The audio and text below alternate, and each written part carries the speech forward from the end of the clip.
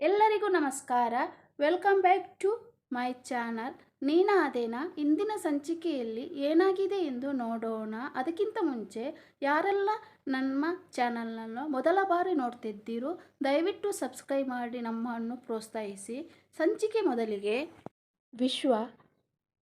ವಿಕ್ರಮ್ನ ಕೋಳರ್ ಪಟ್ಟಿ ಹಿಡಿದಿರ್ತಾನೆ. ನಂತರ ಎಷ್ಟೇ ಅವನನ್ನು ಏಲಿಸಿದ್ರು ವಿಕ್ರಮ್ ಸುಮ್ಮನೆ ನಿಂತಿರ್ತಾನೆ. ನಂತರ ವಿಕ್ರಮ್ ಅವನ ಕೈಯಿಂದ ಕೋಲರ್ ಪಟ್ಟೆಯನ್ನು ತೆಗೆಸಿಕೊಂಡು ಮುಂದೆ ನಡೆದುಕೊಂಡು ಹೋಗ್ತಿರ್ಬೇಕಾದ್ರೆ ಅವನ ಮುಂದೆ ಬಂದು ನಿಂತು, ನೋಡಿದ್ಯಾ, ನೀನು ಅವಳನ್ನು ಎಷ್ಟೇ ಲವ್ ಮಾಡಿದ್ರು ಸಹ ಅವಳು ನಿನ್ನನ್ನು ಮದುವೆ ಆಗ್ತಿಲ್ಲ.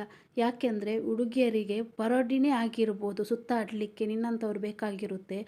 ಆದರೆ ಅವರಿಗೆ ಮದುವೆಯಾಗೋದು ಯಾವತ್ತಾದರೂ ನನ್ನಂಥ ಗೌರ್ಮೆಂಟ್ ಗಂಡನೇ ಬೇಕು ಅವರಿಗೆ, ಅಂಥ ಹುಡುಗನನ್ನೇ ಮದುವೆ ಆಗ್ತಾರೆ. ರೌಡಿ ಆಸೆ ಪಡುವುದಕ್ಕೊಂದು ಮಿತಿ ಬೇಕು, ಯೋಗ್ಯತೆ ಇರಬೇಕು, ಅದು ನಿನಗೆ ಯಾವುದು ಇಲ್ಲ ಅಂತ ಹೇಳ್ತಾನೆ. ನಂತರ ಬಾ, ನಿನ್ನನ್ನು ನಾನು ಡ್ರಾಪ್ ಮಾಡ್ತೇನೆ, ನನ್ನ ಜೊತೆ ಕಾರಲ್ಲಿ ಕರ್ಕೊಂಡು ಹೋಗ್ತೇನೆ ಹೇಳ್ತಾನೆ. ನಂತರ ಹೇಳ್ತಾನೆ, ನೀನು ನನ್ನ ಮದುವೆಗೆ ಬರಬೇಕು, ಒಂದು ಮೂಲೆಯಲ್ಲಿ ಕುಳಿತುಕೊಂಡು ನೋಡಿ ಊಟ ಮಾಡ್ಕೊಂಡು ಹೋಗ್ಬೇಕು ಅಂತೇಳಿ ಅಲ್ಲಿಂದ ಹೊರಡ್ತಾನೆ. ಸೌಂದರ್ಯ ವೇದನ ಹತ್ರ ಕೇಳ್ತಾಳೆ, ಅವನಿಗೆ ನೀನು ವಿಶ್ವನ ಜೊತೆ ಮದುವೆ ಆಗುವುದು ಬೇಜಾರಾಗೋದಿಲ್ವ ಅಂತ ಕೇಳಬೇಕಾದ್ರೆ, ಇಲ್ಲ ಕಣೆ, ಅವನಿಗೆ ತುಂಬ ಖುಷಿ ಆಗ್ತಿದೆ, ನೀನು ಯಾಕೆ ಹೇಳ್ತಿದ್ದೆ ಅಂತ ಹೇಳ್ತಾನೆ.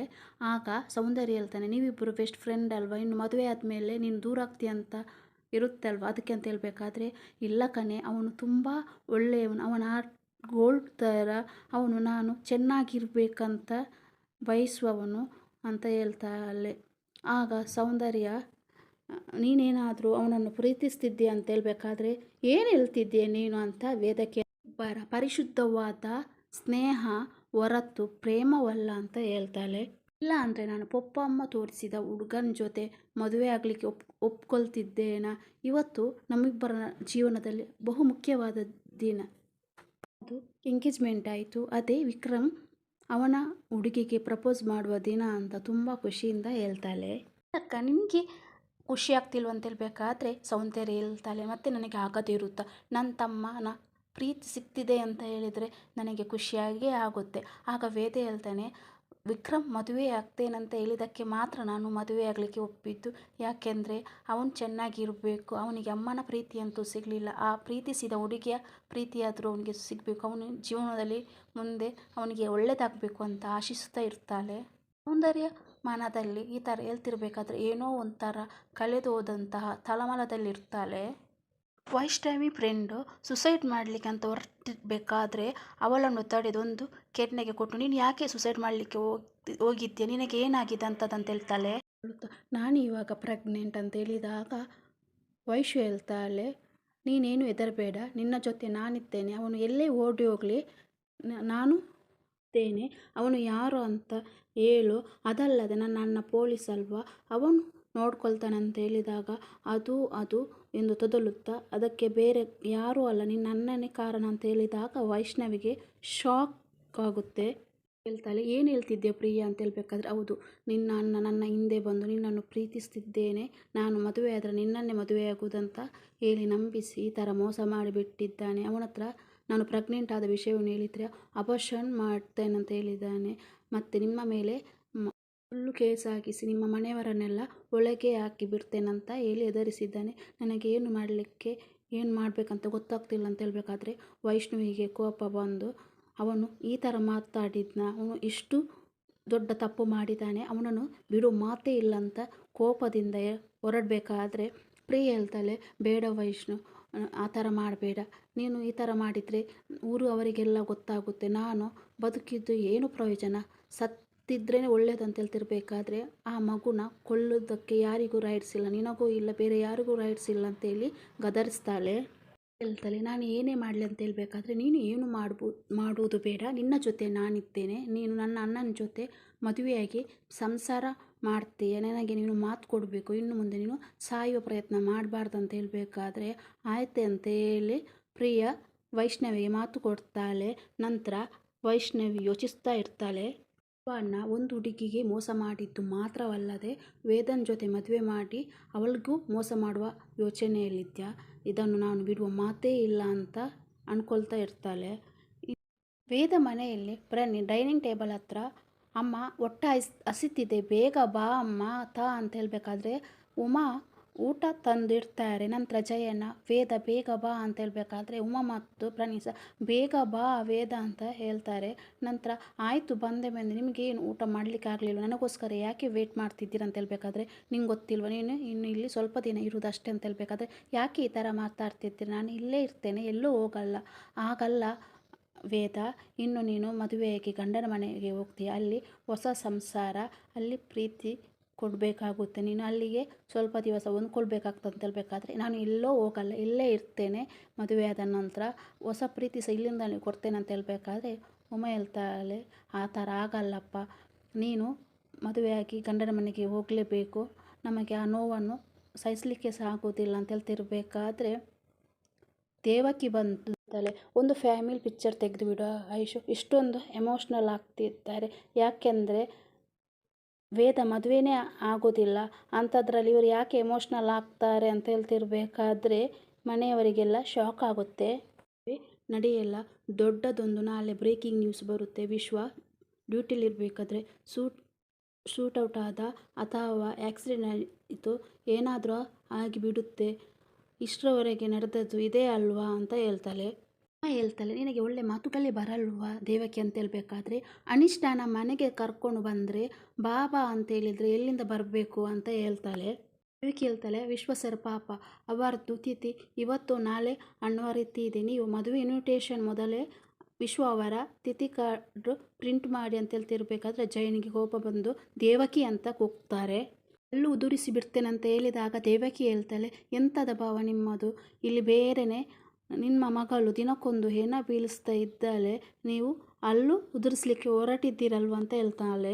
ಸೌಂದರ್ಯ ಹೇಳ್ತಾಳೆ ಅಮ್ಮ ಹೊಟ್ಟೆ ಊರಿಗೆ ನೀನು ಏನೇನು ಮಾಡ್ತಾ ಇದ್ದೀಯ, ನಡಿ ಒಳಗೆ ಹೋಗಂತ ಹೇಳಬೇಕಾದ್ರೆ ನೀನು ಸುಮ್ಮನೆ ಇರು ಅಂತ ದೇವಕಿ ಕೇಳ್ತಾಳೆ. ಉಮಾ ನಿನಗೆ ಅಷ್ಟು ಗೊತ್ತಾಗಲ್ವ, ಇಡೀ ಊರಿನವರಿಗೆ ಗೊತ್ತು ಇವಳ ಕಾಲಗುಣದಿಂದ ಏನೆಲ್ಲ ನಡೀತಿದೆ ಅಂತ, ನೀನು ಅವಳಿಗೆ ಮದುವೆ ಮಾಡಲು ಹೊರಟಿದ್ದೀಯಲ್ವ ಅಂತ ಪ್ರಶ್ನಿಸುತ್ತಾಳೆ. ದೇವಕಿ ಹೇಳ್ತಾಳೆ ಇವಳ ಜೊತೆ ಮದುವೆ ಆಗಲಿಕ್ಕೆ ಬಂದವರೆಲ್ಲ ಸಪ್ತಪದಿ ತುಳಿಯುವುದರ ಒಳಗೇನೆ ಸತ್ತೇ ಹೋಗಿದ್ದಾರೆ, ಇನ್ನು ಆ ವಿಶ್ವ ಸರಿದ್ದು ಸಹ ಅದೇ ಗತಿ, 6 ಅಡಿ 3 ಅಡಿ ಅವರದ್ದು ಸಹ ಮಂಟಪಕ್ಕೆ ಬರುವುದೇ ಡೌಟು ಅಂತ ಹೇಳ್ತಾಳೆ. ನೋಡು ದಾರಿಯಲ್ಲಿ ಹೋಗುವ ಮಾರಿನ ಮನೆಗೆ ತಂದು ಇಟ್ಕೊಂಡಿದ್ಯಾ, ಮಾರಿ ಯಾವತ್ತಿದ್ರೂ ಬಲಿನೇ ತಗೊಳ್ಳೋದು, ಇವಳು ಸಹ ಮಾರಿನೇ, ಇವಳು ಸಹ ಎಲ್ಲರ ಬಲಿನೇ ತಗೊಳ್ಳೋದು ಅಂತ ಹೇಳಬೇಕಾದ್ರೆ ಉಮಾ ನಿನಗೆ ಎಲ್ಲಿಲ್ಲದ ಕೋಪ ಒಂದು ದೇವಕಿ ಅಂತ ಹೇಳ್ತಾಳೆ. ನನ್ನ ಮಗಳು ಮಹಾಲಕ್ಷ್ಮಿ ಅಂತ ಆ ಶಕುಂತಲಾರವರು ಹೇಳಿದ್ದಾರೆ, ಬೊಗಳುವ ನಾಯಿ ನೀನು ಅಂತ ಹೇಳಬೇಕಾದ್ರೆ ದೇವಕಿ ಹೇಳ್ತಾಳೆ ನಾನು ಬೊಗಳುವ ನಾಯಿ, ನನ್ನ ಮಗಳು ನಾಯಿ ಮರಿನಾ ಅಂತ ಕೇಳ್ತಾಳೆ. ದೇವಕಿ ಹೇಳ್ತಾಳೆ ಹೌದು ನಾವು ನಾಯಿಗಳೇ, ಆದರೆ ನಾಡಿದ್ದು ವಿಶ್ವ ಸರ್ನ ಸಮಾಧಿ ಮುಂದೆ ಬಂದು ಒಂದು ನಾಯಿ ಬಂದು ಗೊಲೋ ಅಂತ ಅಳ್ತಿರ್ತದೆ ಅಲ್ಲ ಅಂತ ಹೇಳಬೇಕಾದ್ರೆ ಉಮಾ ಎಂತ ಮಾತಾಡ್ತೀಯ ನೀನು ಅಂತ ಕೇಳ್ತಾಳೆ. ಇವಳಿಗೆ ಮದುವೆ ಆಗಲಿಕ್ಕೆ ಅಂತ ನಿನ್ನ ಮಗ ಹೊರಟಿದ್ದವನು ಚಟ್ಟ ಕಟ್ಬಿಟ್ಟ, ಇನ್ನು ನನ್ನ ತಮ್ಮ ಇವಳಿಗೆ ಬಾಲ್ ಕೊಡ್ಬೇಕಂತೇಳಿ ಅವನು ಸಹ ಸಮಾಧಿಯಾಗಿ ಬಿಟ್ಟ, ಎಲ್ಲ ಅನಾಹುತಗಳೇ ಆಗಿದೆ, ಇವಳು ದರಿದ್ರದವಳು, ಇವಳು ಇನ್ನೂ ಸಹ ಮದುವೆ ಆಗಬೇಕಾ, ಏನು ಅದೃಷ್ಟ ಬರುತ್ತೆ ಅಂತ ಅಂದ್ಕೊಂಡಿದ್ಯಾ, ಇಲ್ಲ ಅಂತ ಅವಳಿಗೆ ತುಂಬ ಕಠೋರವಾಗಿ ವೇದಲಿಗೆ ಮಾತಾಡ್ತಾಳೆ.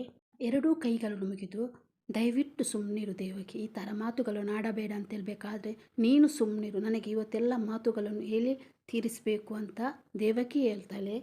ಧರ್ಮದವಳೆ ನಿನಗಂತೂ ಬುದ್ಧಿ ಇಲ್ಲವಾ, ಅವರಿಗಂತೂ ಬುದ್ಧಿ ಇಲ್ಲ, ಇನ್ನು ಇವರ ಕಡೆಗಾಲದಲ್ಲಿ ಇವರ ಜೊತೆ ಮಗ ಇರುವುದನ್ನು ಸಹ ನಿನ್ನ ಅದೃಷ್ಟದಿಂದ ಕಳೆದೋಗಿದೆ, ಇನ್ನು ಇವರಿಗಾದ ಪರಿಸ್ಥಿತಿ ಆ ಶಕುಂತಲನಿಗೆ ಸಹ ಬರಬೇಕಾ ಅಂತ ಹೇಳ್ತಾಳೆ.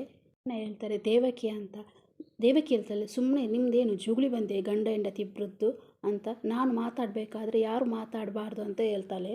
ದೇವಕಿ ಹೇಳ್ತಾಳೆ ಏ ಕರ್ಮದವಳೆ, ನಿನಗೆ ಈ ಅತ್ತೆ ಮನೆ ಬೋರ್ ಆಯಿತಾ, ಆ ಅತ್ತೆ ಮನೆಗೆ ಹೋಗಿ ಅವರ ಮಗನನ್ನು ಕಿತ್ತುಕೊಂಡು ಅವರ ಮನೆ ಮಗಳಾಗಿದ್ದು ಅಲ್ಲಿ ಮೋಜು ಮಸ್ತಿ ಮಾಡ್ತಾ ಇರಲಿಕ್ಕೆ ನಿನಗೆ ಖುಷಿ ಆಗ್ತದೆ ಅಲ್ವಾ ಅಂತ ಹೇಳ್ತಾಳೆ. ನಾಡದ ಮಾತುಗಳನ್ನೆಲ್ಲ ಮಾತಾಡ್ತಾ ಇರ್ತಾಳೆ. ಇದನ್ನು ಕೇಳಿಸಿಕೊಂಡ ಪ್ರಣಯಿಗೆ ತುಂಬ ಕೋಪ ಬಂದು ಹೊಡೆಯಲು ಬರ್ತಾನೆ. ನಂತರ ದೇವಕಿ ಅವನಿಗೇನೆ ಹೊಡಿತಾಳೆ. ನಂತರ ಅವನನ್ನೆಲ್ಲರೂ ತಡೀತಾರೆ. ಐಶು ಸಹ ಸಾಕಮ್ಮ ಅಂತ ಹೇಳ್ತಾಳೆ. ನಂತರ ದೇವಕಿ ಹೇಳ್ತಾಳೆ ಈ ಪರಿಸ್ಥಿತಿಯಲ್ಲಿ ಬೇರೆ ಯಾರಾದರೂ ಇದ್ದರೆ ನಾನೇ ಸತ್ತೋಗ್ತೀನಿ ಅಂತ ಹೇಳಿ ಅವರೇ ಸತ್ತೋಗ್ತಾ ಬಿಡ್ತಿದ್ರು ಅಂತ ಹೇಳಿ ಹೇಳ್ತಾಳೆ. ಎಂತ ಮಾಡಲಿ, ಯಾಕೆಂದರೆ ಇವಳ ಬಂಡ ಜೀವ ಅಂತ ಹೇಳ್ತಾಳೆ. ವೇದನಿಗೆ ತುಂಬ ಬೇಜಾರಾಗುತ್ತೆ. ಹೇಳ್ತಾಳೆ, ಈ ಅಡಬೆ ಇಬ್ರನ್ನಂತೂ ನುಂಗಿ ನೀರು ಕುಡಿದು ಬಿಟ್ಟಿದ್ದಾಳೆ, ಇನ್ನೊಬ್ಬನ ಜೀವನದ ಜೊತೆ ಆಟ ಆಡಲಿ ಅವನನ್ನು ಸಹ ಕುಡಿದು ನುಂಗಿ ಬಿಡ್ತಾಳೆ ಅಂತ ಹೇಳಿದಾಗ ವೇದ ಅಲ್ಲಿಂದ ಸೀದಾ ಹೋಗ್ತಾಳೆ. ಇತ್ತ ಉಮಾ ಜಯಣ್ಣನವರಿಗೆಲ್ಲ ತುಂಬ ಬೇಜಾರಾಗ್ತದೆ. ಉಮಾ ಉಮಾ ಅಂತ ಕರೆದ್ರು ಸಹ ಅವರ ಮಾತನ್ನು ಕಿವಿಗೂಡದೆ ಸೀದಾ ರೂಮ್ನೊಳಗೆ ಹೋಗ್ತಾಳೆ. ಸರಿ ಹೇಳ್ತಾಳೆ, ನಿನ್ನ ಬಾಯ ಅದು ಬಚ್ಚಲ, ನಿನ್ನ ಹತ್ರ ಮಾತಾಡೋದಕ್ಕಿಂತ ಸುಮ್ಮನೆ ಹೋಗೋದೆ ಮೇಲಂತ ಹೇಳಿ ವೇದ ಹಿಂದೆ ಸೌಂದರ್ಯ ಸಹ ಹೋಗ್ತಾಳೆ. ರೂಮಿಗೆ ಬಂದ ನಂತರ ವೇದ ಯೋಚಿಸ್ತಾ ಇರ್ತಾಳೆ. ದೇವಕಿ ಹೇಳಿದ ಚುಚ್ಚು ಮಾತನ್ನು ಕೇಳಿಸಿಕೊಂಡು ಕಣ್ಣಲ್ಲಿ ನೀರು ಬರುತ್ತೆ. ಸೌಂದರ್ಯ ಬಂದು, ಅಮ್ಮ ಆಡಿದ ಮಾತಿಗೆ ಬೇಜಾರು ಪಡ್ತಾ ಇದ್ದೆ, ಅವರು ಹಾಗೇನಲ್ವಂತ ಹೇಳ್ಬೇಕಾದ್ರೆ, ಅಲ್ಲ ಅವರು ಹೇಳಿದ ಮಾತಲ್ಲಿ ಸತ್ಯ ಇದೆ ಅಲ್ವಂತ ಹೇಳ್ಬೇಕಾದ್ರೆ, ಅವರು ಏನು ಸತ್ಯ ಅಂತ ಹೇಳ್ತಾಳೆ, ನಿನ್ನ ಲೈಫ್ ಸೆಟ್ಲ್ ಆಗ್ತದೆ ಅಂತ ಅವರಿಗೆ ಒಟ್ಟೇರಿ ಅಂತ ಹೇಳ್ತಿರ್ಬೇಕಾದ್ರೆ 1000 ಇರ್ಬೋದು, ಅವರು ಹೇಳಿದ ಮಾತಲ್ಲಿ ಸತ್ಯ ಇದೆ ಅಲ್ವಂತ ಹೇಳ್ತಾಳೆ. ಏನತ್ರ ಹೇಳ್ತಾಳೆ, ನನಗೆ ಈ ಮದುವೆ ಬೇಡ ಅಂತ ಅನಿಸ್ತಿದೆ, ಅವರಾಡುವ ಮಾತುಗಳು, ಚುಚ್ಚು ಮಾತುಗಳು, ಅವಮಾನಗಳು ನೋಡ್ತಿದ್ರೆ ನನಗೆ ಮದುವೆನೇ ಬೇಡ ಅಂತ ಅನಿಸ್ತಿದೆ ಅಕ್ಕ, ನನ್ನ ಈ ಮದುವೆನ ನಿಲ್ಲಿಸ್ಬಿಡು ಅಂತ ಹೇಳ್ತಾಳೆ. ನಿನಗೇನಾಗಿದೆ ಈ ಥರ ಎಲ್ಲ ಮಾತಾಡಬೇಡ ಅಂತ ಹೇಳ್ಬೇಕಾದ್ರೆ, ಅಕ್ಕ ನನ್ನ ಮದುವೆ ಅಂತ ಬೆನ್ನ ಹಿಂದೆ ಬಂದವರಿಗೆಲ್ಲ ಸಾವು ಬಂದಿದೆ.